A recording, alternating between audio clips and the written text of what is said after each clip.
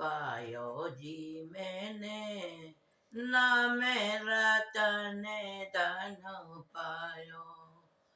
पायो जी मैंने, नाम रतन धन पायो।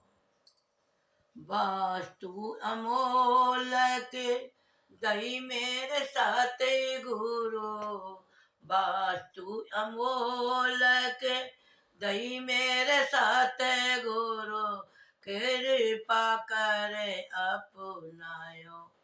पायो जी मैंने, नाम रतन धन पायो। पायो जी मैंने, नाम रतन धन पायो। खर्च ना कोई चोर न लेवे, खर्च ना कोई चोर न लेवे, वो दिन दिन होते सवायो। पायो जी मैंने, नाम रतन धन पायो। पायो जी मैंने, नाम रतन धन पायो। मीरा से प्रभु कवरे मिलोगे, मीरा के प्रभु गिरधर नागर, हर से हर सायो। पायो जी मैंने, नाम रतन धन पायो। पायो जी मैंने, नाम रतन धन पायो। गुरु की प्यारी साध संगत जी, मीराबाई। मीराबाई भी संत थी। उन्होंने भी, देखो हम तो दुनिया की चीजों को, दुनिया की दौलत को, दुनिया के कमाने, मकान दुकान, हम बैंक बैलेंस से हमको इनको दौलत समझते हैं, पूंजी समझते हैं। लेकिन मीरा एक संत थी। उन्होंने क्या है, उन्होंने पूंजी अंदर के कमाने की, अंदर की कमाई के लिए की। मीराबाई, सब जानते मीराबाई ने क्या परमात्मा के पीछे परेशानी उठाई।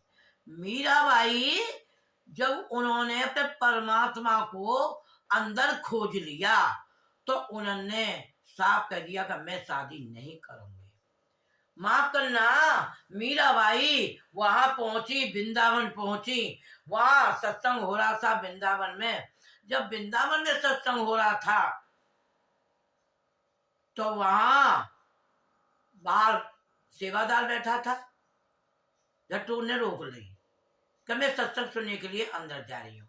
कहने लगे कि यहाँ औरतें सत्संग नहीं सुनती हैं, यहाँ आदमी सत्संग सुनते हैं, लेडीज सुनती हैं, लेडीज नहीं सुनती, जेंट्स सुनते हैं। कहने लगा भैया ऐसी कौन है दुनिया में कि जो परमात्मा सबका है, कि भैया बोला अंदर से। जब बुलाए कि ऐसे से एक लेडी नहीं मान रही और ऐसे से वो आना चाह रही है।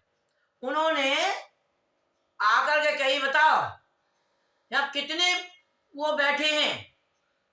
अरे सब आत्मा है, परमात्मा तो एक ही है। वो कौन है, एक परमात्मा है, सब आत्मा है। इस शरीर तो कुछ कर्म भोगने के लिए आई है, सब आत्मा है। जेंट्स तो क्या, लेडीज तो क्या, सब आत्मा ही आत्मा है। अरे शरीर छोड़ देती है, आत्मा अकेली रह जाती है।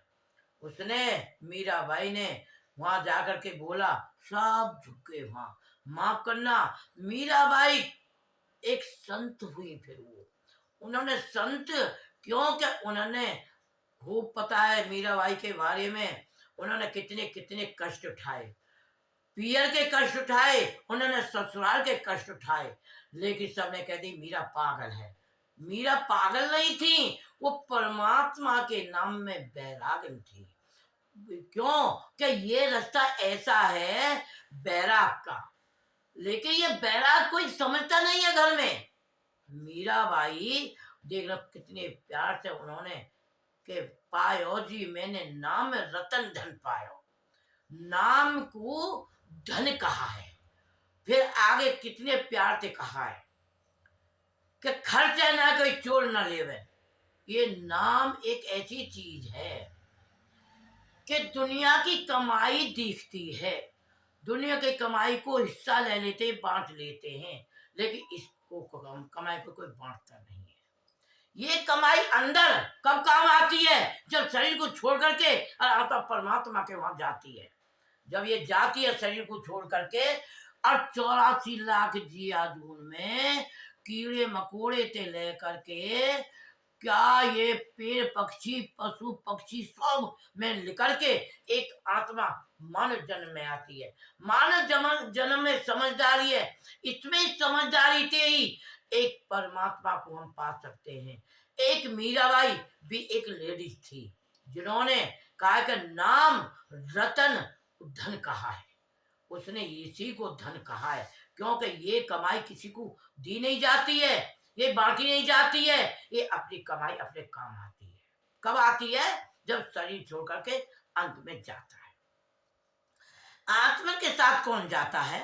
आत्मा कहते हैं, सुना है सत्संग में, कि ना ये सूखती है, ना ये गढ़ती है, ना ये मरती है, ये आत्मा अजर और अमर है।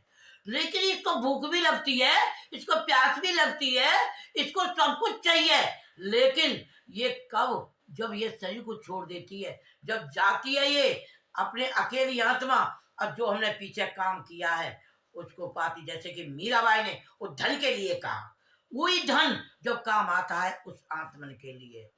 फिर का खर्चा ना कोई चोर ना लेवे, और दिन दिन होत सवायो। अब जब हम ध्यान करते हैं, भजन करते हैं, तो माफ करना, ये सवाया होता है। दीक्षा देते हैं संत महात्मा, कहते हैं रोज बैठो।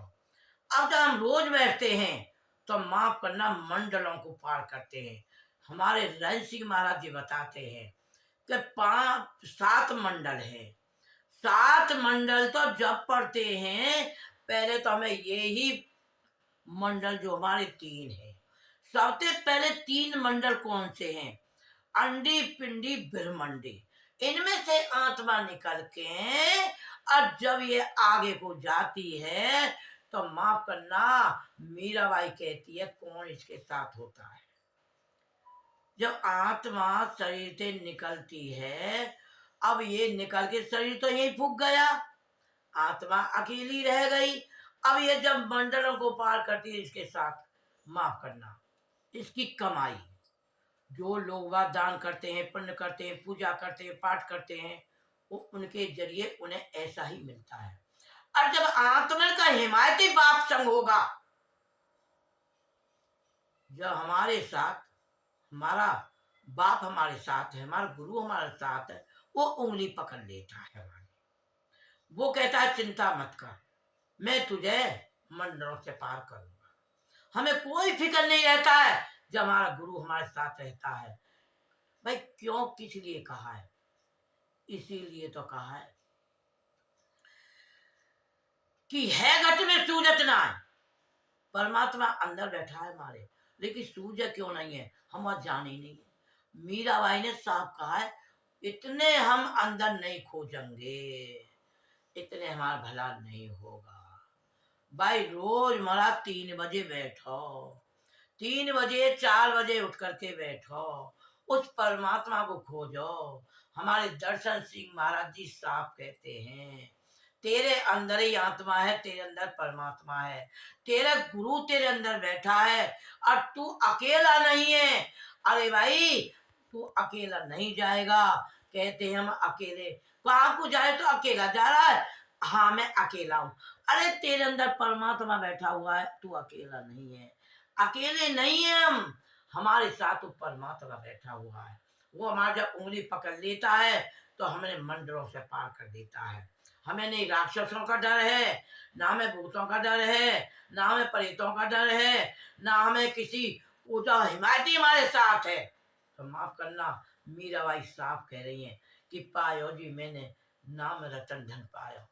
फिर कह रही हैं क्या साफ साफ कहा है कि वस्तु अमोलक दी मेरे सतगुर, कृपा कर अपनायो।